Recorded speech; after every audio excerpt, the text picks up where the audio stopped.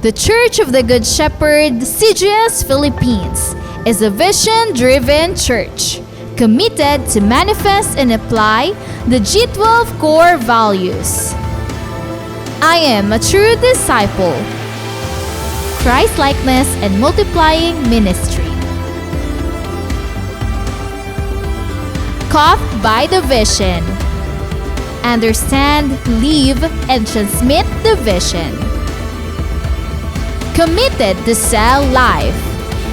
Evangelism, leadership development, and multiplication. Passionate spiritually. Devotional life, prayer and fasting, and holiness. Submission to authority. Love, honor, and respect my leaders. Commitment to time. Manage and invest my time for the kingdom. Lifelong relationship. Accountability and responsibility. I love equipping and training. Training is my happy hour. I am a leader of 12 disciples. I am born to multiply. Accomplishing church goal setting. I support, help, and fulfill the goals. I want to see my church grow. Pray, work, and invest. The importance of young people. I will prepare the next generation.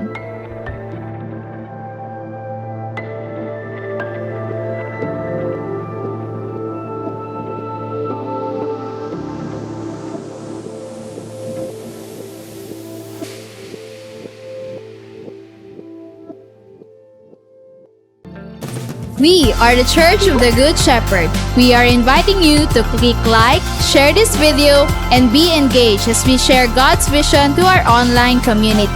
Disciples, be present and engage in our online classes. Live class every Sunday at 3 p.m., School of Leaders 1 every Sunday at 4 p.m., School of Leaders 2 every Sunday at 5 p.m., and School of Leaders 3 every Thursday at 7 p.m. There is power when we pray. Be part in our daily prayer at home every 5 o'clock in the morning and 6 o'clock in the evening. Leaders, stay tuned to our online leaders meeting together with our beloved Pastor Rami Henares Jr. every Tuesday at 7 p.m. Let's be involved and enjoy our journey in the Lord and His vision. Thank you and God bless.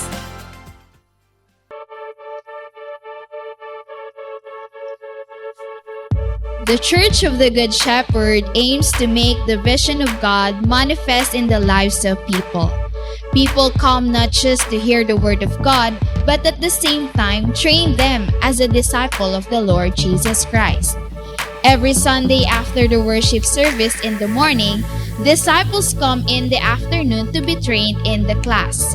Discipleship training consists of life class, where people learn how to live a life according to the will of God. After life class, they will level up and be trained to become a disciple and leaders through a class that we called as School of Leaders 1, 2, and 3. Though the pandemic strikes, discipleship training never stops. Life class and even School of Leaders 1, 2, and 3 transition to virtual classes. The teachers, together with the students, engage in learning and applying the vision of the Lord Jesus Christ to win, to consolidate, to disciple, and to be a leader that also reaches other people. Truly, Christ Church and His disciples will continue to grow and mature despite of the pandemic that strikes the world, because we are the church and we have the vision.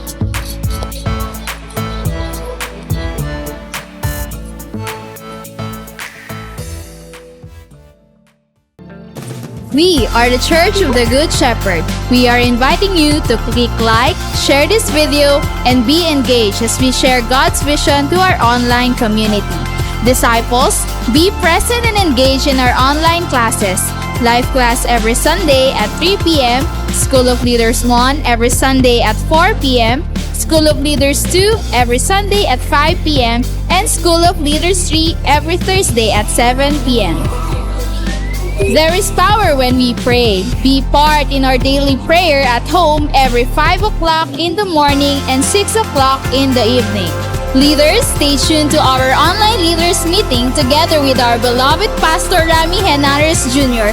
every Tuesday at 7 p.m. Let's be involved and enjoy our journey in the Lord and His vision. Thank you and God bless.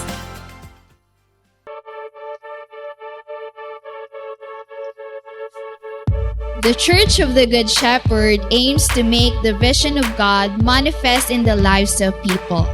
People come not just to hear the Word of God, but at the same time train them as a disciple of the Lord Jesus Christ. Every Sunday after the worship service in the morning, disciples come in the afternoon to be trained in the class. Discipleship training consists of life class, where people learn how to live a life according to the will of God. After life class, they will level up and be trained to become a disciple and leaders through a class that we called as School of Leaders 1, 2, and 3. Though the pandemic strikes, discipleship training never stops. Life class and even School of Leaders 1, 2, and 3 transition to virtual classes. The teachers, together with the students, engage in learning and applying the vision of the Lord Jesus Christ to win, to consolidate, to disciple, and to be a leader that also reaches other people. Truly, Christ Church and His disciples will continue to grow and mature despite of the pandemic that strikes the world, because we are the church and we have the vision.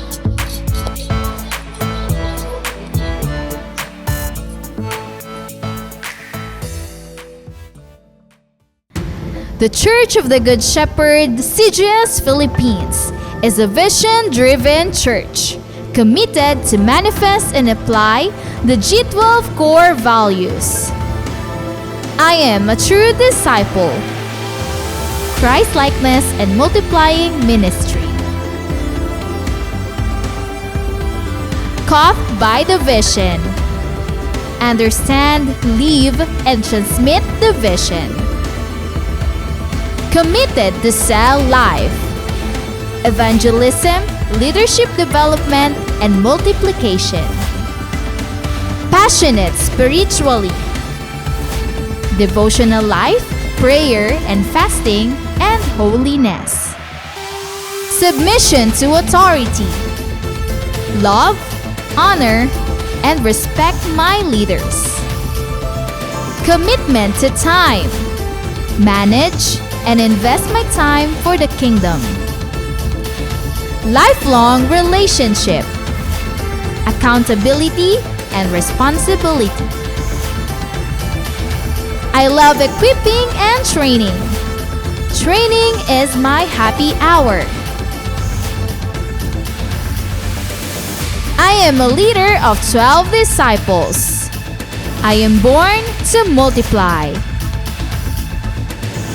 Accomplishing church goal setting. I support, help, and fulfill the goals. I want to see my church grow. Pray, work, and invest. The importance of young people. I will prepare the next generation.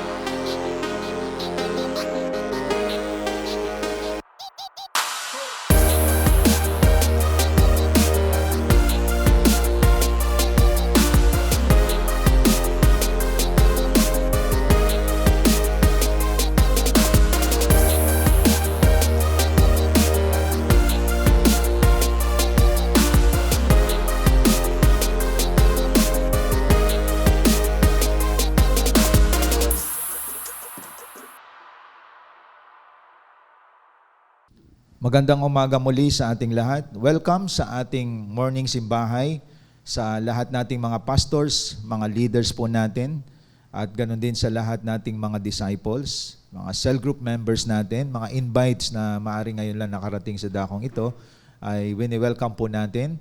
Lahat nating mga kapatiran na nasa labas ng bansang Pilipinas, wini-welcome po natin ang lahat nating mga kapatid. At the same time, yung ating mga kapatid na nasa Luzon, Visayas at Mindanao, sa kanilang mga tahanan, welcome po sa ating morning simbahay.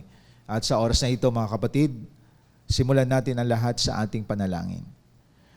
Dakilang Diyos na makapangyarihan sa lahat, nagpapasalamat kami sa panibagong buhay na binigay mo sa amin. Salamat po, Diyos, sa iyong patuloy na paglingap sa amin, sa patuloy na pag-preserve sa amin, O God, at the same time, pag-iingat sa buong pamilya namin.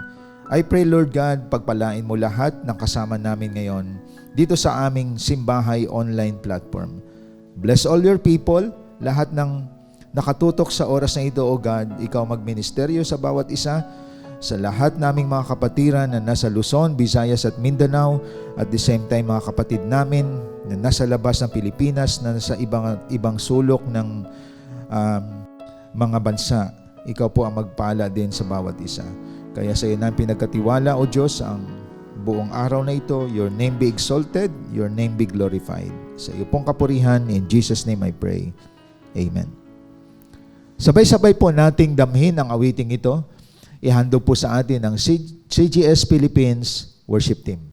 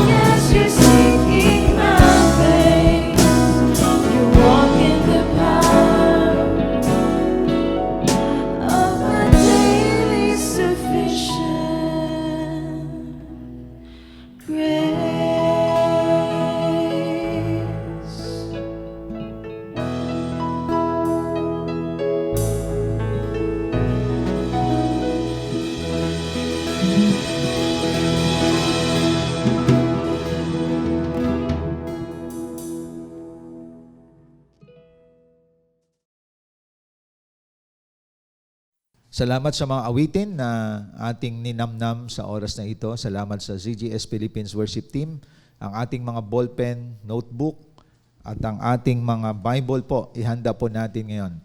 As we worship the Lord, ito ay oras ng ating pagsalu-saluhang salita niya na kasama po ang presensya ng ating Panginoon. Makikita po ang ating pag-usapan sa Romans 9 verses 19 to 21. Romans chapter 9, 19 to 21.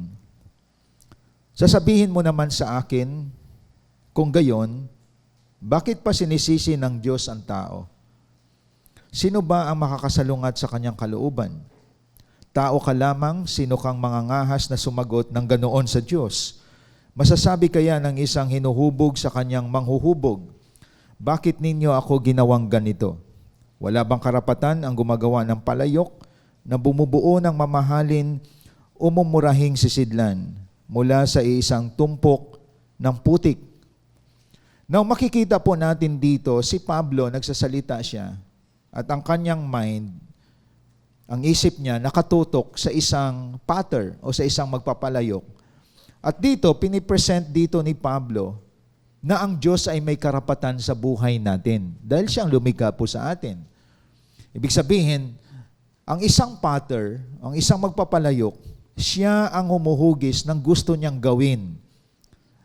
Kasi, ang putik, hinuhubog yan ng isang magpapalayok. Kung anong sisidlan ang kanyang gagawin na magagamit ng tao. And that is also our God. God has the right, whatever design na gusto ng Diyos ibigay niya sa atin. Ibig sabihin, siya ang dumidisenyo ng buhay natin. That is why our theme for today, the beauty of God's design. Ibig sabihin, walang ginawang pangit ang disenyo ng Diyos sa atin.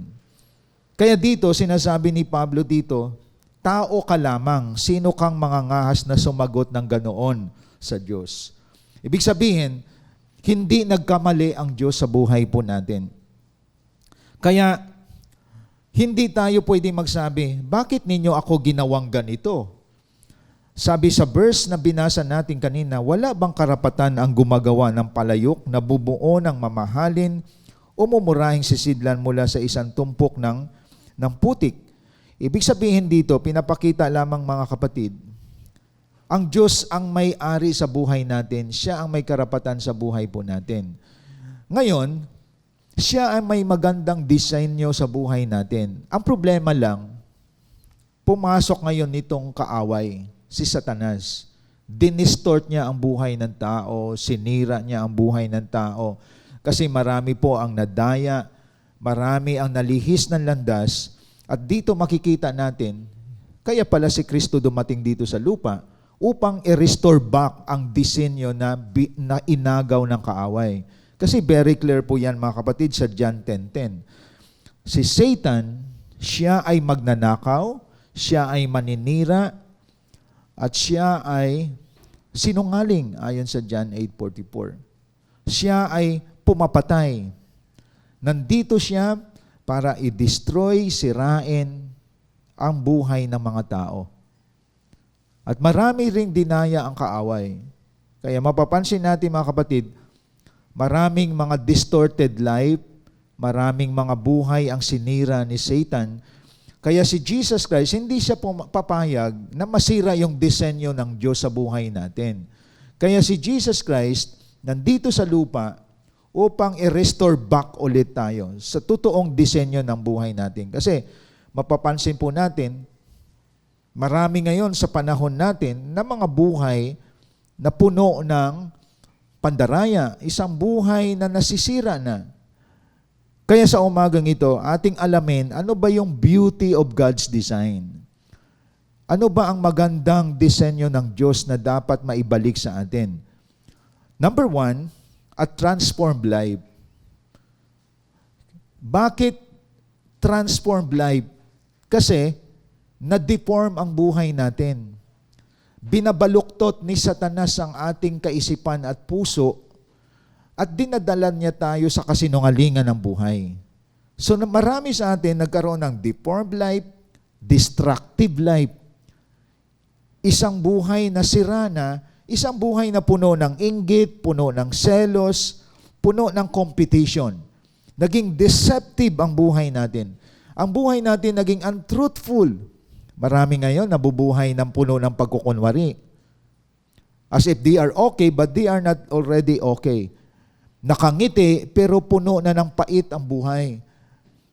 Marami ngayon ay nagkukunyari na lamang. Nabubuhay sila, pero puno na sila ng mga bigat sa buhay. So makikita po natin, kasi destroyer si Satan eh.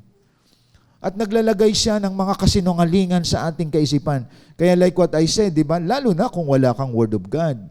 Lalo na nakadepende ka sa nakikita mo sa mundo. Nakadepende ka sa nararamdaman mo. Nakadepende ka palagi sa paligid mo, sa naririnig mo. So, napapatakbo mo ang buhay mo sa sinasabi ng ibang tao, sa nararamdaman mo, sa nakikita mo. Kaya ang tao ngayon puno ng inggit, puno ng selos, puno ng competitive spirit. Nakikipagsabayan sa mundo. At yun ang mga kasinungalingan at distortion ng kaaway. Na para bang ayaw mong maiwanan din, sumasabay ka sa competition ng mundo. Meron siya, dapat meron din ako ganito. Kinukopya natin ang mundo. Kaya nga sabi ng Bible, do not copy the world. Di ba? But be ye transformed by the renewing of your mind. Palagi nating binabanggit yung Romans chapter 12 verse 2 or 1 and 2.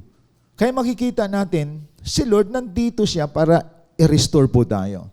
That is why we need a transformed life, mga kapatid.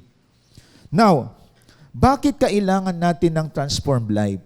Alam niyo kapag ang tao ay binago, which is Jesus Christ alone can give a transformation to us. Alam niyo pag binago ang isang tao, ang laki ng tulong nito sa bansang Pilipinas. Ang laking tulong nito sa ating pamilya at sa ating komunidad. Like for example lang, marami sa ngayon, puno ng daing ang buhay po nila. Puno ng kakulangan, kakapusan. Pero hindi nawawala yung mga vices ng tao.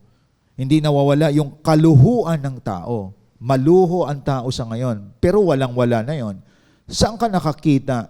Walang-wala ka na, nagsusugal ka pa. Kinakapos ka na, nagrereklamo ka ang mahal ng bigas. Pero expensive naman ang bisyo mo. Ang mahal ng sigarilyo na binibili mo, ang mahal ng alak, nagsusugal pa. Okay? Pero kapag sa sarili nating comfort, wala tayong complain. Pero makikita po natin, that is the work of the enemy, mga kapatid. Kasi isipin mo, ang tao ngayon, bihira na lang nagsasabi ng totoo. Maraming nabubuhay sa kasinungalingan, sa pagkukunyari. And that is what we call a deformed life, and we need a transformed life. Kailangan mabago ang isip mo, mabago ang puso mo, magbago ang iyong journey sa buhay. Kaya mapapansin ninyo, a transformed person, bakit hindi siya kinukulang? Wala siyang bisyo eh. Wala siyang luho sa buhay. Nabubuhay siya na ginagamit niyang resources niya para sa pamilya niya. At the same time, para sa gawain ng Panginoon. Isipin mo lang, no? Palagay natin mga kapatid. Karamihan kumikita. Pero bakit kinakapos? Kasi may added expenses. Ayan. Kumbaga, tayo ay naging overspending, lalo na kapag may bisyo ka.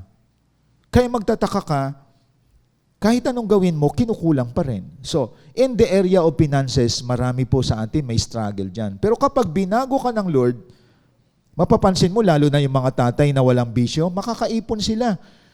At the same time ay masusuplayan nila ang needs ng pamilya nila. Minus vices na eh. Wala na siyang bisyo.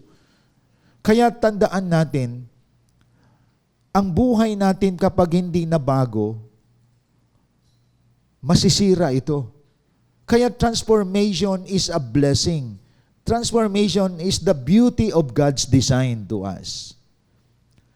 Biro mo, nung ikaw ay binago, hindi ka na nagmumura, hindi ka na nagkakas ng curse sa pamilya mo at sa ibang tao. Kasi ang pagmumura is a curse. nagbibitaw ka ng curse sa sarili mo at sa ibang tao. Ngayon, kapag nagsalita ka, binibless mo na ang tao. May pagrespeto na, may paggalang. Ay, hindi ka na nagnanakaw. Alam niyo, ang taong hindi na-transform, perwisyo yan ng pamilya at ng bayan, ng bansa. That is why transformation is very significant nowadays. And only Christ can do that. That is why we bring Christ to people. Kailangan ang tao mabago. Biro mo kung ang bansa natin binago, wala nang corruption. Walang mga corrupt na mga opisyal ng bayan. Walang corrupt sa komunidad. Walang corrupt sa pamilya. At ang mangyayari niyan, mga kapatid, maganda ang takbo ng ating bansa. Kasi na-transform ang tao. Walang nag-aaway sa kalye na kahit nasagi ang sasakyan mo o kahit na naunahan ka, wala kang road rage. Why? Transform person ka na eh. Mapagparaya ka. Na kahit ikaw yung tao na yun nagkamali, hindi ka na nag-spend ng time para mag-create ng gulo. Kahit sa loob ng bahay, sa loob ng ating komunidad. That's the beauty of God's design. Kaya ang mga taong na-transform, mapagparaya, mapagpatawad, mapagpahinuhod, may mabuting loob. At kapag sabayan niya ng deformed person, hindi siya makakatagal. Kasi binago, may order ang buhay niya. Ayun, kahit inaaway ka ng kapitbahay mo, payapa ka. Ang kapitbahay mo hindi payapa. Nakita niyo mga kapatid? Kaya a transformed person, walang gulo ang buhay niyan. Ginugulo lang ng mga taong hindi binago ang buhay. Walang inggit yan, hindi naninira yan. Hindi yan nagko-compare ng buhay niya sa iba. May focus yan sa paglilingkod kay Lord. At ang purpose ng transformed person, gusto niya marami din matransform ang buhay. Ang purpose naman ng isang taong puno ng tinatawag nating distraction ang buhay, gusto niya maraming buhay ang masira. So kung ano ka, yun ang ipoproduce mo sa kapwa mo. Di ba? Kapag ang buhay mo ay pariwara na, pasira na, maninira ka na lang ng buhay ng iba. Pero ang taong binago ang buhay, gusto niyang maranasan din ng iba mabago ang buhay. So kung sinong dinidikitan mo, yun ang makakahawa sa iyo. That is why transformation is very important nowadays. Kaya hindi po pwede na makita natin na transform yan, pumasok sa church eh. Maraming nasa loob ng church, hindi na transform ang buhay. Transform yan kasi nakikita natin sa cell group. Hindi ba din? Eh bakit minsan may mga spillover? Akala ko binago. Bakit ganyan pa rin ang buhay? May spillover kahit sa loob ng church. O bakit may mga maramdamin, matampuhin, matitisurin? Marami pa rin naghanap na sa sarili. Ang transformed person, merong selfless life. That is why deny yourself, part ng requirements sa discipleship. Ibig sabihin, mapagparaya ka, mapagpatawad ka. At yun ang mamanahin ng next generation. Kaya importante sa mga tatay, nanay at mga anak, mabago ang buhay, lalo na sa loob ng pamilya. Kasi pag nabago ang isang pamilya, nakakatulong yan sa community. Kapag ang community na bago, buong bansa mababago. At isa sa mga explosive transformation in his life, matinding pasabog ng kanyang pagbabago sa buhay. Ang maliit na taong ito, si Zacchaeus.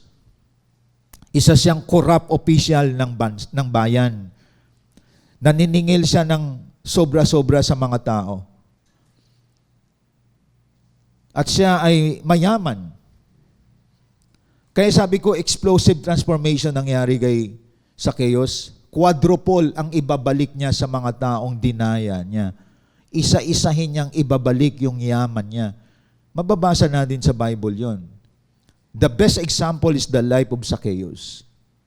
Mga kapatid, maliit na tao, pero nandadaya. Nung ma-encounter niya si Jesus Christ, nung pumasok si Christ sa bahay niya, dumating ang kaligtasan sa tahanang ito. Anong sabi ni Zacchaeus? As part of repentance ang life niya, Panginoon, ibabalik ko sa mga tao ang aking nadaya. Kaya ang binago ang buhay, may realization at may application. Ang iba puro realize lang eh. Na-realize ko, nagkamali ako. Na-realize ko, may pagkukulang ako. Pero magnanakaw pa din. Puro realization eh. If you really realize your sin, you need to apply it in your life. That is transformation. Ang totoong na-encounter niya si Jesus Christ, ang utak niya na bago, puso niya na bago, pati bulsa niya na bago. Holistic ang transformation, hindi selective. Hindi yung pipiliin mo lang ang gusto mong mabago sa buhay mo. Hindi mo na-encounter si Christ. Ang totoong na-encounter si Christ, utak mo, puso mo, bulsa mo, pagkatao mo, espiritu mo, sinakop na yan ng kapangyarihan ni Jesus Christ through the power of the Holy Spirit. Biro mo, binago ka ni Christ, tinahanan ka pa ng Espiritu Santo. So wala na sa iyong pagiging selfish person, wala na sa iyong pagiging maramdamin, marupok. Wala na sa iyo yon. Naging strong person ka because of the power of the Holy Spirit reside in your life. At everything, sinurrender mo sa Lord. Oras mo, mahusay ka gumamit. Pera, mahusay ka gumamit. Pati yung paglapit mo kay Lord, in-enjoy mo ng devotion mo sa Kanya. Pagkikinig mo ng mga mensahe ng awitin, wala ka ng time sa mga secular music. Almost gospel music ng pinakinggan mo. Pati musika na bago din ang interest mo. Dati pinapakinggan mo yung mga argumento, yung mga debate. Sa ngayon, nagpapahubog ka sa salita ng Diyos. That is why you are here. Because you are a transformed person. Binago ka ng Lord eh. Wala na yung inggit sa iyo, wala nang selo sa iyo, wala nang comparison sa iyo. Kasi iba ka na bago na prinsipyo mo sa buhay. That's the power of transformation. Kaya marami tayo narinig natin transformation. Pero pag sinabi transformation, holistic po ito. Ultimo paggamit mo ng pananalapi, you know how to handle it because God give wisdom to you. At alam mo, para sa gawain, para kay Lord yan. Ang isang linggo, para kay Lord ang isang araw. Ito yun. So may change sa life mo. Hindi ka na naging pagan na kain, tulog, trabaho lang. Ang mga paganong tao, iniisip pagkain, magpahinga, mamasyal, mag-enjoy sa kinikita. Pero walang Diyos ang buhay. Walang binanggit dyan. Kaya sabi ng Lord, hangal ngayong gabi mamamatay ka. Sinabi sa binatang mayaman yon. Habang yumayaman siya, sarili niya ang tumataas, hindi na ang Diyos. Kaya tandaan natin mga kapatid, ano man ang sitwasyon ng buhay natin sa ngayon, perfect ang disenyo ni Lord sa atin. Perfect. At mapalad ka kung ikaw ay isa sa mga binago ng Panginoon. Diba? Sabi ng Biblia, ang sinumang kay Kristo ay bagong nilalang. Ang luma, wala na. So hindi ka na naghangad na isuot pa yung luma, bago ka na.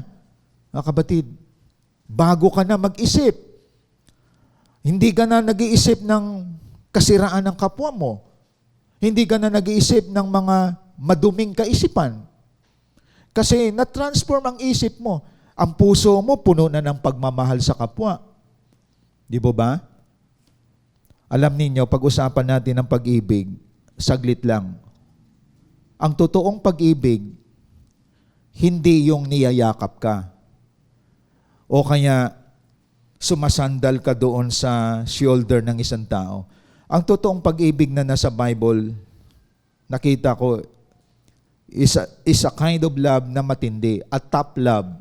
Pag sinabing top love, the practice of being strict with someone in order to help them overcome a problem with their behavior.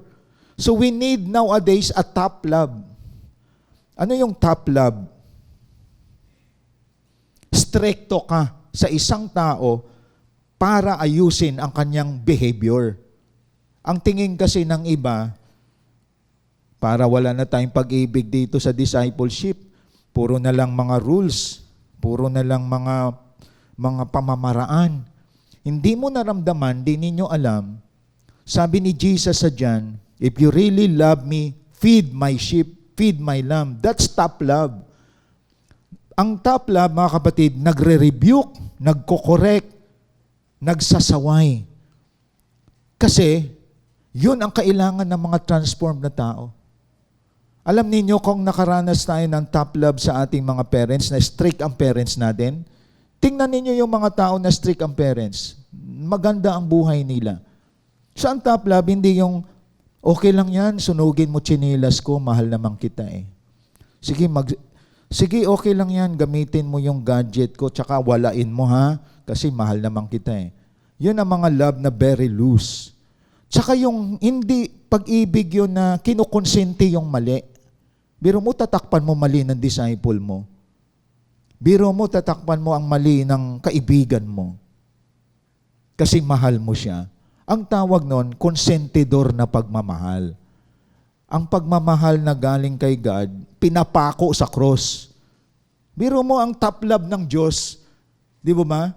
Pag sinabi top love, stricto ang pag-ibig ng Diyos. May justice, mga kapatid. Kaya dito, ang ganda ng discipleship, matindi ang pagmamahalan dito. Ginaguide ang isang tao para mapabuti ang buhay. Top love tawag nun. Ang konsentidor na pag-ibig, tingnan ninyo, maraming malambot, malimbot, maraming mabuhay. Paano konsentidor na pagmamahal ang pinapairal eh? That is why we need a transformed life. At sa transformed life na yan, matindi yan, mga kapatid. Pinamumuhay ang rules na sinasabi ng Bible, ang batas na sinasabi ng Biblia. And that is love. Kasi marami mali pananaw sa pag-ibig eh. Okay lang yan, be. Sige, wala kang devotion, be. Sige. Next time, ha. Tapos wala nang devotion. Sige, pag-pray mo na lang, be, sarili mo. Kaya tingnan ninyo, mga loose na mga cell group, mga loose na mga net, walang pinapakitang love ang leader dyan. Hanggang malusaw na lang sila.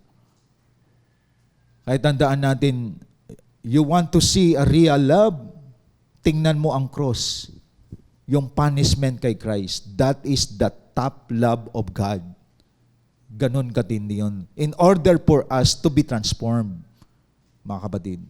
Second, so the beauty of God's design is a transformed life. Pangalawa, a growing life.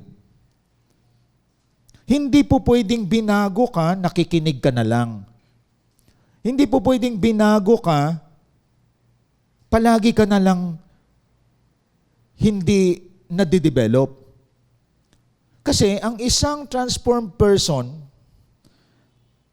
kailangan merong continuity of growth. Lumalago din tayo. Because growth is God's design. Mga kapatid, dinisenyo ka para umunlad, dinisenyo ka para mag-level up, dinisenyo ka para mag-improve, dinisenyo ka para ma-develop. So itong mga term na to, ito yung may movement, nag-i-improve, nade-develop. Di ba? So, alangan naman na 30 years old ka na, nagbe-baby talk ka pa. Di ba? 30 years old, nag-baby talk, maarte ka pa rin, mga kapatid. So, matutuwa kayang parents mo, mga kapatid? 30 years old, nag-baby talk, kaya gusto ko makita talaga sa mga batang maliit, kinakausap din ng normal na kausap. Ayon. At saka laki mo na, baby pa rin tawag sa'yo. Be, kumain ka na, be? Biro mo, ang sagwa pakinggan, ang laki-laki na baby pa rin, mga kapatid. Kaya walang baby disciple. Huwag niyo i-baby ang mga disciple niyo, mga kapatid. Kaya marami disciple ang aarte. Maraming mga dahilan, mga excuses. Kasi bata yan eh. So dapat may growth tayo, may development, may progress, nagle-level up tayo. Sa normal nating buhay, tingnan nyo katawan nyo ngayon. Body baby ba yan? Pansin nyo, may development. Iba ang katawang physical ng isang infant sa isang adolescent at sa isang adult. May development. Nag-grow. Ang mga bones niya nade-develop. Tingnan nyo kapag baby ka pa, palagi kang nadadapa, palagi kang natitisod, palagi kang may mga pasa. Kasi minsan, pagiwang-giwang lakad mo eh. Yung mga baby, tingnan ninyo, mga anak ninyo, from 1 to 5 years old, daming naranasan yan. Nahulog sa hagdan, nadapa, kumakain ng tsinilas, dinidilaan ng tsinilas. Ayun. So mapapansin nyo, mga dumi, hindi nila alam, akala nila pagkain din. Baby, nasa infant stage. Pero habang tumatagal, nadidevelop pati yung brain. Na-identify na niya. No? Saka nakakita, sinisindihan yung bahay nyo. Di ba? At tuwang-tuwa siya. So baby utak eh. Sa atin, adult na yung katawan mo, baby ka pa rin mag-isip. Walang development, walang growth. Dapat, ang isang disciple, kaya sabi ko sa atin dito, sa growing life, that is God's design for us. That is the nature sa isang nilikha ng Lord. Nature sa physical natin, may kusang development ang physical natin. Pati mag-isip tayo, dati baby talk tayo. Ngayon, straight na tayo magsalita. May development po tayo. Mga kapatid, minsan yung mga mag-boyfriend, girlfriend, nagbe-baby talk yan sila. Ayun. Pag naglambingan sila, nagbe-baby talk sila. Kaya marami dyan emotional pag nag-away. Be, kumain ka na, be. Huwag ka magpapawis, ha, be. Ayun. Ito nga, sama ng pakiramdam ko. Sige, puntahan kita dyan. Anong gusto mo? Ayun. So minsan, ang iba dyan, hindi nag-grow na ang kanilang spiritual life. Because mali ang mga approaches natin sometimes at hindi tayo nagpapadisciple. So pansinin po natin, mga kapatid, ano ang mga susi para mag-grow tayo? Storms of life. Mga bagyo sa buhay, kailangan natin yan. Yung mga pagsubok, problema, huwag tayo mag-escape dyan. Alam niyo ang taong hindi nag-grow, patakas palagi yan. Lumalayo.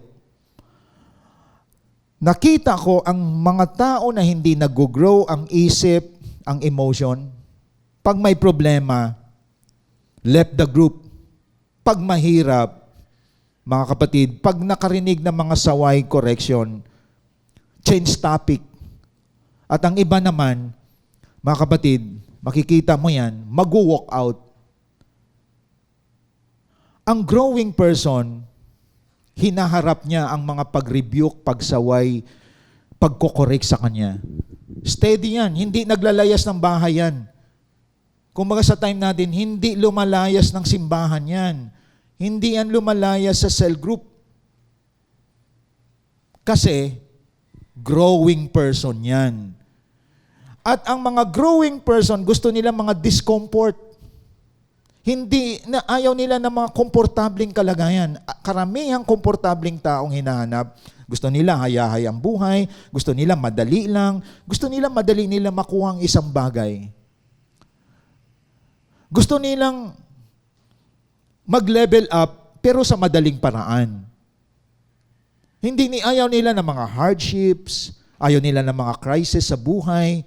Ayaw nila yon. Ayaw nila mga pressure. Yang klase ng mga tao, isang pitik lang yan mga kapatid, timbuwang yan. Timbuwang yan. Yung hindi nila ma-bear ang too much pressure in life, hindi nila ma-bear ang mga problema dito, problema doon, hindi nila kakayanin yon. Hindi nila kaya yung mga stress. At yan ang mga mabuhay na klase ng pundasyon ng tao. Ayaw nilang nasasaktan sila. Pero yung mga matibay na tao, pag tiningnan nyo, bakit strong disciple and leader to? Ang daming latay yan. Ang daming scars. Maraming spiritual scars sa buhay niyan. Nasaktan yan. Mga kapatid, matindi ang hardship na dinaanan yan. Matinding accusation ang naranasan yan, ang persecution. Ano sikreto? Mga storm sa buhay, hinarap niya. And that is the stage of a growing life. And that is the design of God. Kaya yung storms, disenyo ng Diyos yan para tumibay po tayo. Mga kapatid, Habang lumilipas ang panahon, patibay ka ng patibay. Hindi yung lumilipas ang panahon, pabuhay ka ng pabuhay. Pawala ka ng pawala. Habang lumilipas ang panahon, parang puno ng nyug yan dito sa Pilipinas.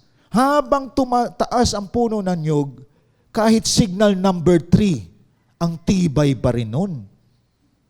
Kasi rooted sa lupa matindi. Yung puno ng mangga, namumunga yan. Pag dumating ang storms, matibay ba rin nakatayo? Biro mo, may mga storms, namumunga ka ba din? Ganon ang larawan ng mga disciple na may growing life. Nagpa-progress, nadidevelop. Parang katulad sa atin. Tingnan nyo katawan ninyo mga kapatid. Dati, ang katawan natin nasa stage ng pagiging infant. Naging adolescent tayo. Naging adult po tayo. Tumitibay yung mga bones natin. Di ba? Matuwid ka na maglakad. Straight ka na magsalita. May development, may improvement, and that is the design of God to us. Nakadesenyo ka para lumago. Nakadesenyo ka para mag-grow, mga kapatid. At ang isa sa batayan natin dito, sa Luke 2:52, tingnan po ninyo, Jesus is the best example sa growing stage. Luke chapter 2, verse 52. Anong sabi po diyan, mga kapatid? Patuloy na lumaki si Jesus. So sa growing stage ni Christ, walang baby Jesus. Lumaki siya eh. Hindi siya nanatili sa sabsaban. So huwag tayo sumamba sa baby Jesus. Sabi dito, patuloy na lumaki si Jesus. Anong kasunod? Lumawak ang kanyang karunungan. So ibig sabihin, yung wisdom ni Christ mentally, lumawak. Na-identify ni Jesus Christ kung ano ang buhay na may kabanalan, katuwiran. Lumawak ang kanyang karunungan. So mentally, physically, at lalong naging kalugod-lugod sa Diyos. Spiritually, kalugod-lugod si Jesus. So, ibig sabihin tayo, listen to this, mga leaders, mga kasama natin sa pagsamba dito. Habang lumalago tayo, pleasing tayo kay Lord. Hindi tayo pleasing sa tao. Nakakapagod na bigyan mo ng lugod ang tao. Gumagalaw ka dahil sa ibang tao. Kumikilos ka dahil sa sinasabi ng ibang tao. Si Jesus lumaking naging kalugod-lugod sa Diyos. So nag-grow ang spiritual life ni Jesus Christ. Alam nyo ba kaya ka nagpipray? Kaya ka may faith? Kaya ka nagsiserve kay Lord? You want to be pleasing to God. Katulad ni Jesus Christ. Kalugod-lugod siya sa Diyos. Kaninang umaga, nagpray ka. Tapos naghanda ka ng sarili mo para sambahin ang Lord. Kalugod-lugod sa Lord yun. Kapatid, una palagi ang Diyos sa buhay mo. Kalugod-lugod sa Lord yun. No? Hindi nalulugod ang Diyos na sa pagising mo sa umaga. Ang isip mo agad, problema sa buhay. Ang isip mo agad, reserve yourself to pray. Nagpipray ka, nagpapasalamat sa Lord. Anong huli? Lalong naging kalugod-lugod sa Diyos at sa mga tao. So, 4 na aspect sa buhay ni Christ ang growing stage. Socially, marunong si Christ makipag-ugnayan sa tao. So dito, 4 ang nakikita kong growing stage ni Christ. Physical, mental, spiritual, and social. Yun ang tinatawag nating growing life. Kaya tayo may cell group, may simbahay tayo, may interaction tayo sa cell group. That is social life. Ang social life, hindi ka isolated person na nagtatago mag-isa sa loob ng kwarto. At ang kausap mo lang palagi, internet. Naging robotic ka tuloy, wala kang social area sa life mo. Maraming kabataang ganyan. Ang bubuhay, hindi na marunong makapag-interact sa iba. How come na makapag-win soul ka kung wala kang kausap na tao? Di ba? Puro na lamang gadget ang hinahawakan mo. At marami ngayon is not a good communicator. Why? Marami ngayon di mo na makakausap dahil kausap nila gadget na. Pag kumain sa hapagkainan, lahat naka-gadget. Kapag magtawag ng anak, tinitext sa kwarto, kain na tayo. Sasagot ang anak, opo. Wala pagdating sa upuan. Wala nang usapan. Kumakain at pagkatapos, ang kanyang katabi cellphone. Hindi na marunong magkipag-communicate ang tao. Kaya nga pag nagsalita ka sa isang tao, biglang magre-react agad yun. Bakit? Hindi na niya alam ang communication. So we need to grow, mga kapatid, lalo na sa journey nating ito. Ang importante mag-grow sa atin is our spiritual life. Ang iba, ang ganda ng kanilang physical posture. Ang ganda ng kanilang pagtitingnan mo, talagang ang ganda ng physical aspect ng buhay niya. Pero pagdating sa spiritual, bansot, payat. Pero ang kanyang physical, alagang-alaga niya na hindi siya magkasakit. Pero pag tiningnan mo spiritual life niyan, malamya, mahina. Kaya pala, iyakin pagdating sa mga problema, pagsubok sa buhay. Dapat holistic. If you are physically healthy, you must be spiritually healthy also. Di po ba? We must be mentally healthy. No? Marami ngayon may mental problem. Marami ngayon hindi na maganda mag-isip. Why? Hindi sinuko ang buhay sa Panginoong Hesus eh. Socially ngayon, naging selective na siya sa mga tao na kanyang nagiging kaibigan. So dapat ma-develop po tayo rito, mga kapatid, sa aspeto ng growing life. That is the design of God in us. So kailangan makita ninyo, the design of God is perfect. So will ni Lord na may transformation ka, ang will ni Lord may paglago ka. Lumalago ang pag-iisip mo, lumalago ang iyong emotion, lumalago din ang iyong finances. Mga kapatid, may development.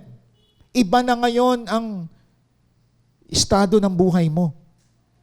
Kaya remember this bago natin tayo tumawid sa number 3.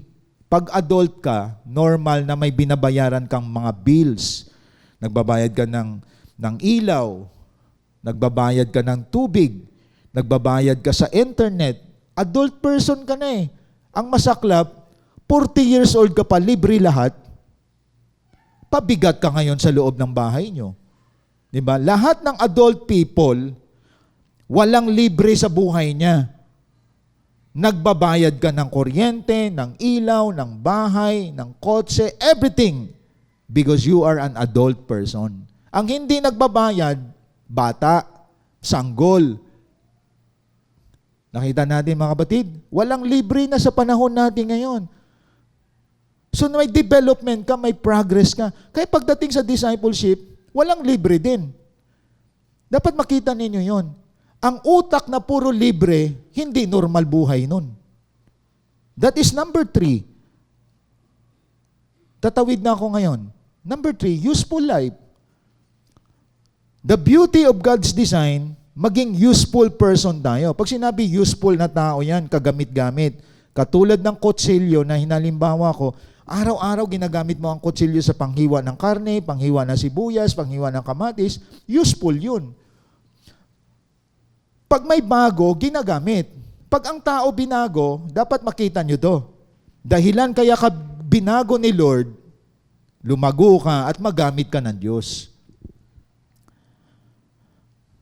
Napansin nyo, may bumili ka ng rubber shoes, tapos tinago mo lang, pagsuot mo, sira na agad. Bakit? Lahat ng bago na tinatago, masisira yun.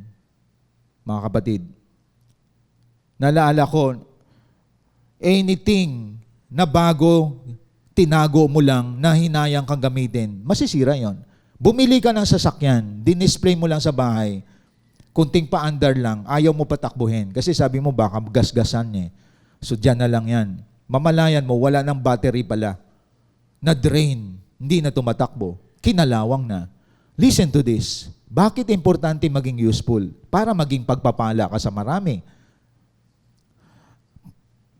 Bakit importante na maging useful tayo? Para maging contributor ka sa gawain ng Panginoon.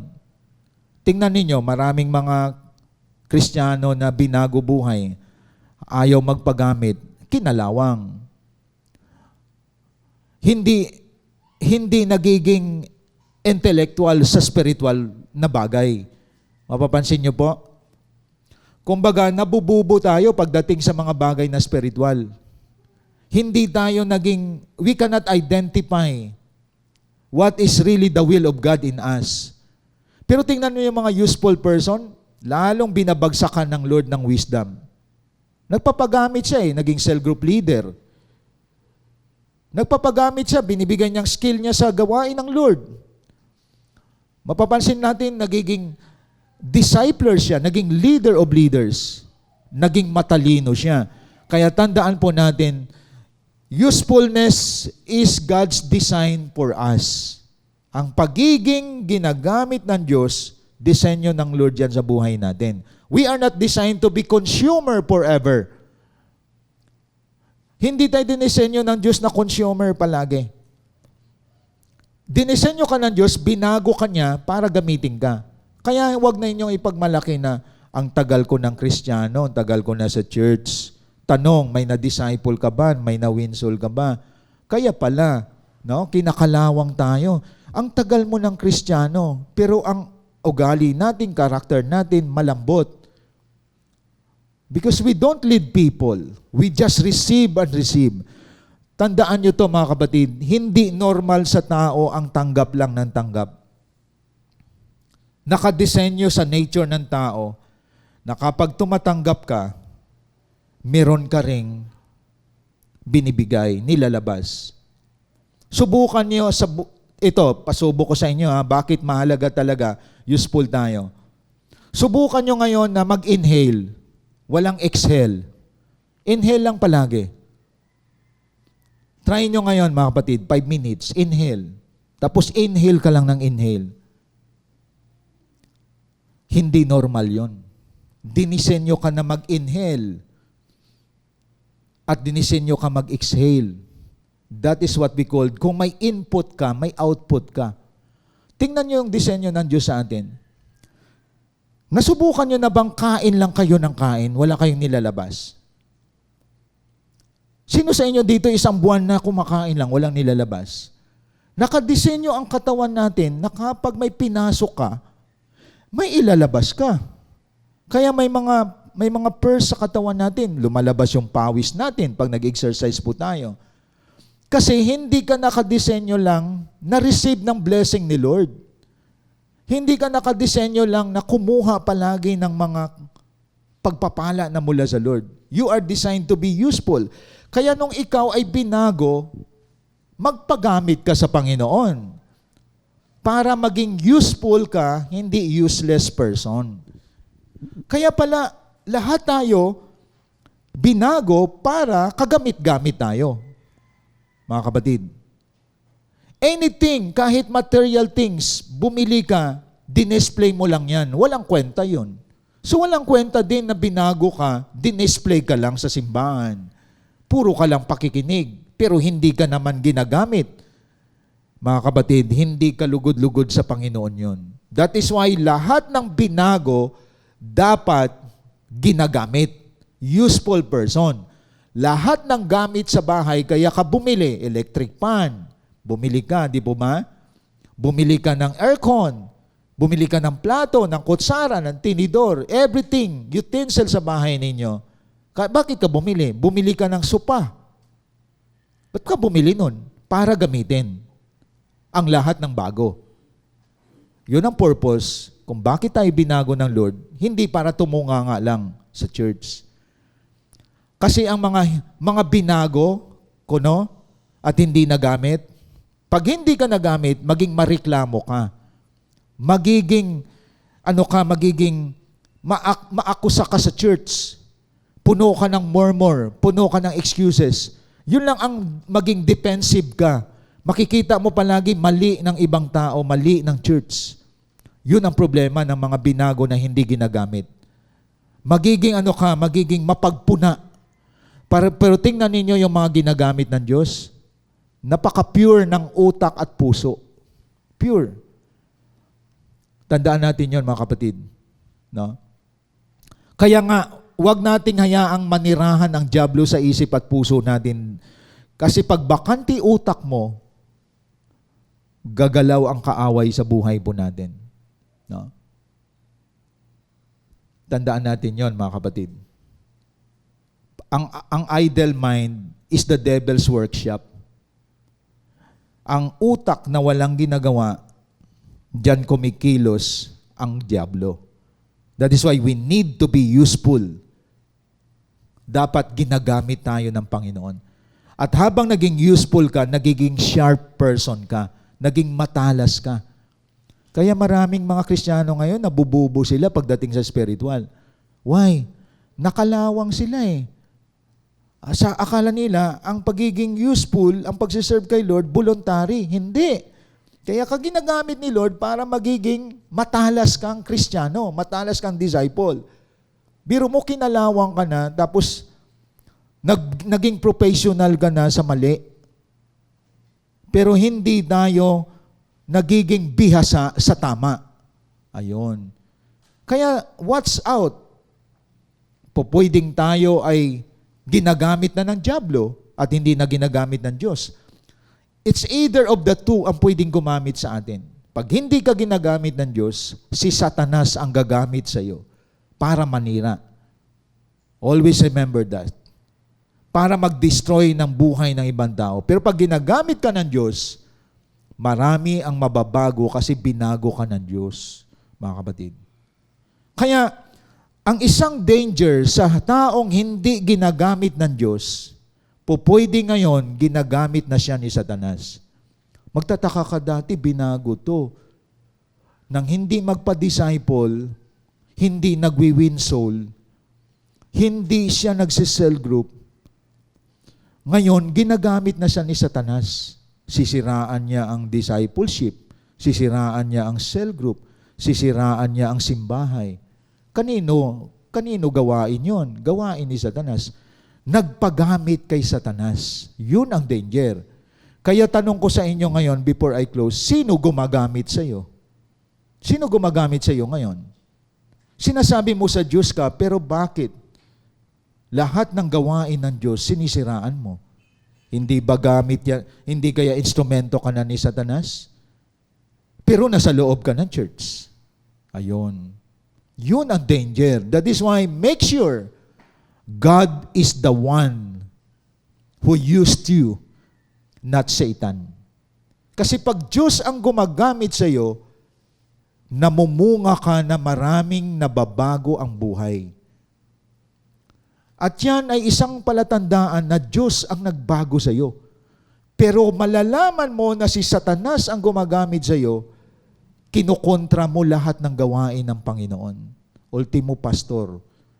At makikita mo, wala ka nang dinidisciple. You justify your mistake. You defend your mistake. Because Satan aggressively using you. At yan ang isang distorted kind of life. At yan ang gusto kong iwan sa ating ngayong umaga, mga kapatid. Napakaganda ng disenyo ng Diyos sa atin na ni-restore through the Lord Jesus Christ. Ang disenyo ng Diyos, mabago ka. Kasi sinira ka ni Satanas. Ang disenyo ng Diyos, lumago ka, hindi lang sa physical, pati sa spiritual. Pati sa pag-iisip. Hindi isip bata, hindi asal bata, kundi asal disciple, mga kapatid. And you exercise top kind of love in your discipleship.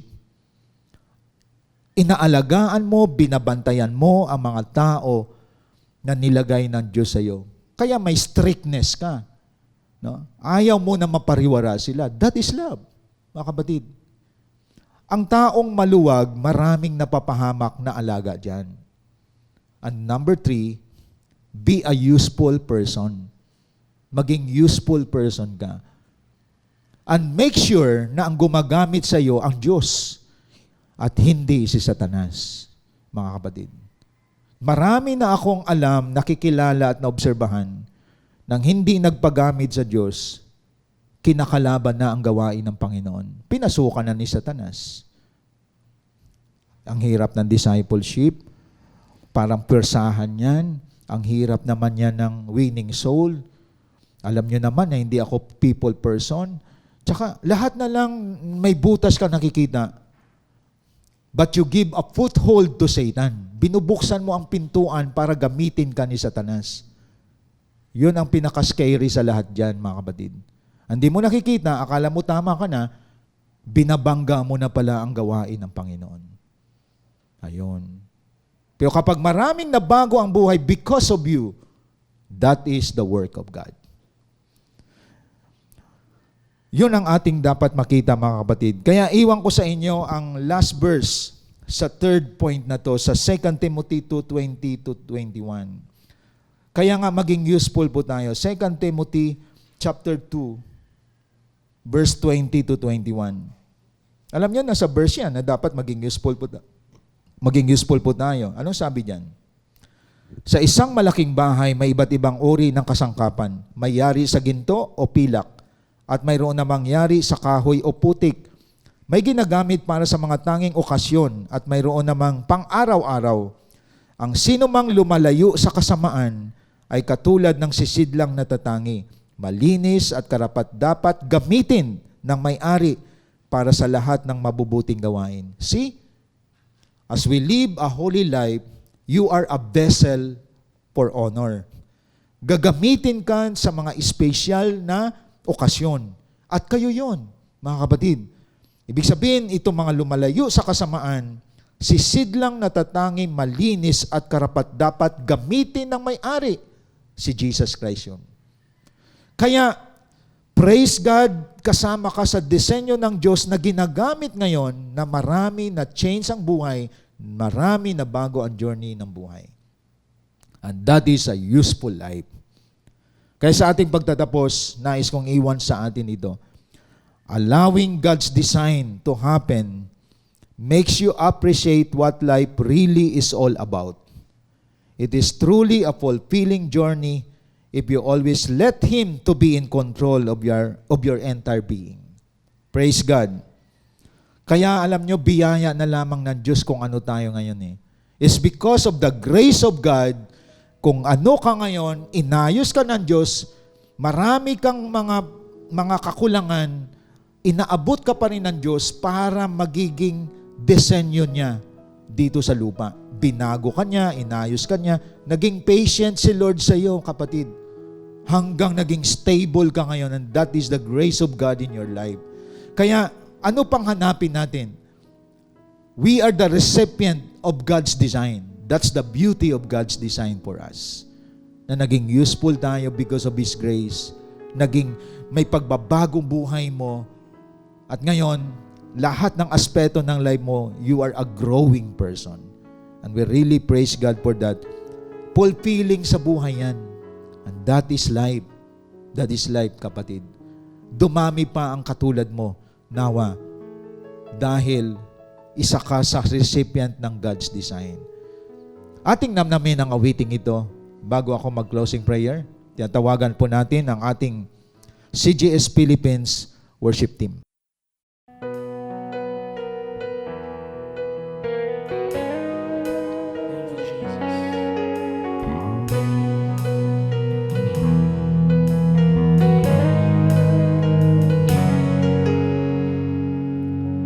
Who am I that the Lord of all the earth would care to know my name, would care to feel my hurt?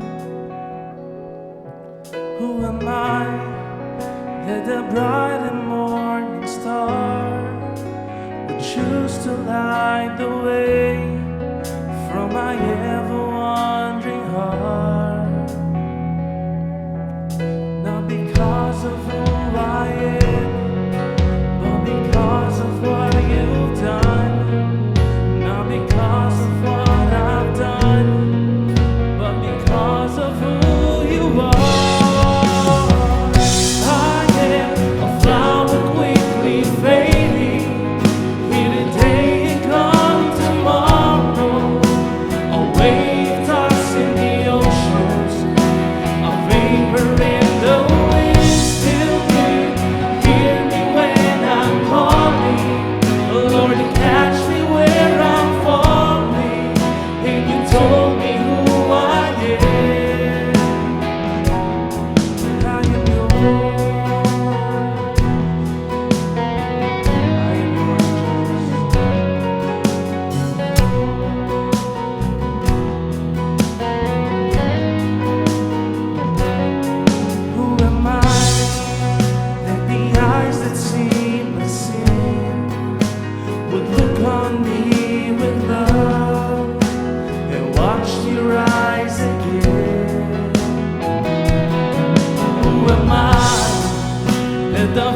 to calm the sea, would call out to the rain and calm the stormy me.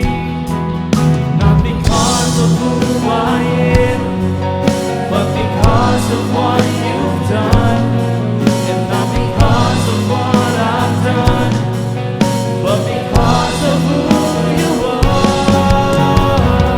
I am a flower quickly fading, here today and gone tomorrow. A wave tossing the oceans, a vapor in the wind. Still you hear me when I'm calling. Lord, you catch me where I'm falling, and you told me who I am. I am yours.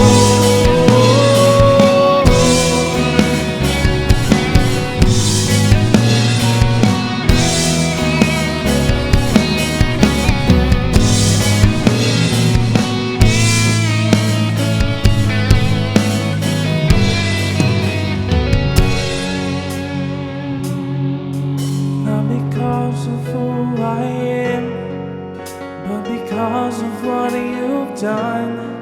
And not because of what I've done, but because of who you are. I am a flower quickly fading, here today and gone tomorrow. A wave tossing the ocean, a vapor in the wind. Still you hear me when I'm calling. But Lord, you catch me where I'm falling, and you told me who I am. Mother, I am a flower quickly fading, here today and gone tomorrow. A wave tossing the ocean, a vapor in the wind. Still you hear me when I'm calling. Oh Lord, you catch me where I'm falling, and you told me who I am. I am yours, Lord.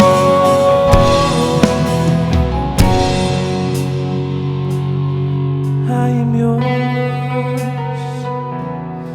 I am yours. I am yours. I am yours. Yes, Lord. Thank you for your revelation to us. I am yours. Whom shall I fear? Come on, church. Whom shall I fear? Whom shall I fear? 'Cause I am yours. I am yours.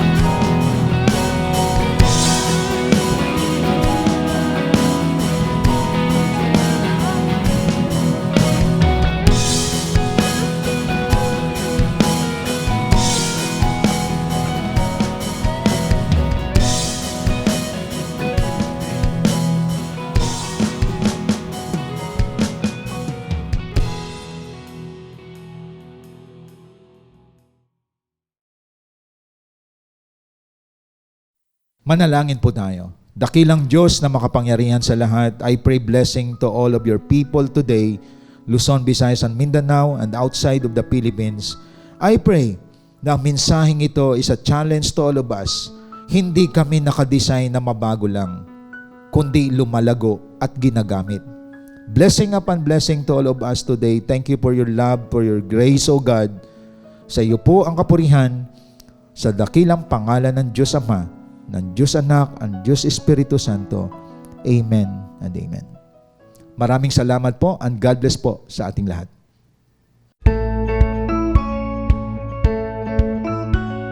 hope you've been blessed by the message of God today as we continue to extend our calling in loving God and loving people, even in online, and keep you more updated to our journey in God's vision. Connect to us wherever you are. Like our Facebook page,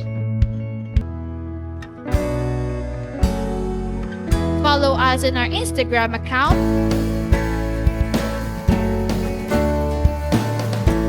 and subscribe to our YouTube channel.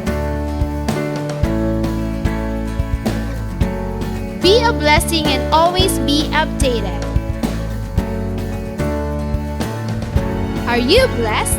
Now it's time for you to become a blessing online by sending stars to support our local church and take part in our lot project. And be a cheerful giver through sending your tithes and offering to our GCash account.